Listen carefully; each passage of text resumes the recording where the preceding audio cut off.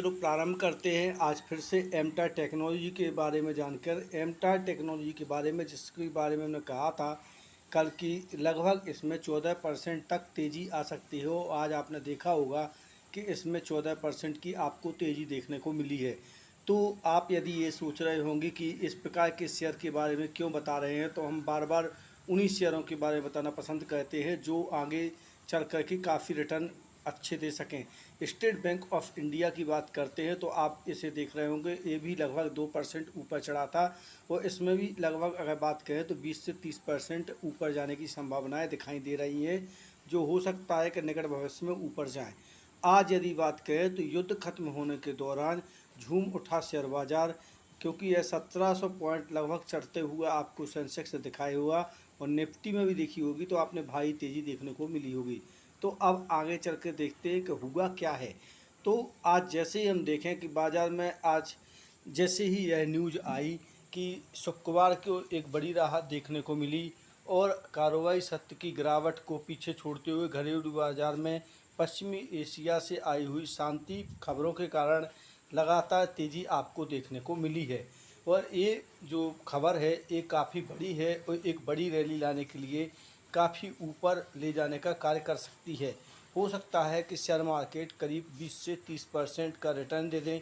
Asia से आ रही शांति की खबरें और अंतर्राष्ट्रीय बाज़ार में कच्चे माल की जो व्यवस्थाएं हैं उनके कारण भी हम देख रहे होंगे कि हमें काफ़ी लाभ मिलेगा। जेंसर टेक्नोलॉजी लिमिटेड जो कि एक स्मॉल कैप कंपनी है, काफ़ी अच्छा रिटर्न आपको आगे बना के दे सकती है। आज यह शेयर लगभग 452 रुपये के ऊपर ट्रेड करता हुआ आपको नज़र आया है और हो सकता है कि कुछ हफ्तों तक यह शेयर नीचे जाए, लेकिन अगर हम ऊपर देखें तो लगभग आज इसने 2-2.5% की रिकवरी की भी काफ़ी दिखाई है। और अगर हम इसके बारे में 5 दिन में देखें तो लगभग गिरावट यह 7 से 8% की दिखाई देती हुई नज़र आई थी।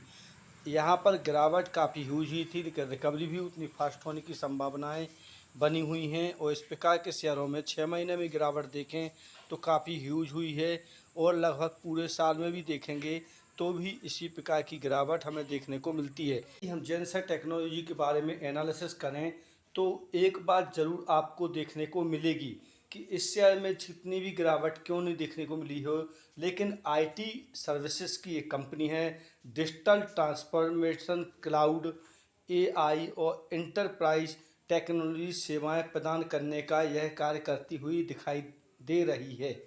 इस कंपनी की एक और जो बड़ी बात है वो वैश्विक प्रदर्शन स्थिरता की ओर दिखाई दिया है और आईटी सेक्टर पर वैश्विक मांग काफ़ी हद तक बढ़ रही है।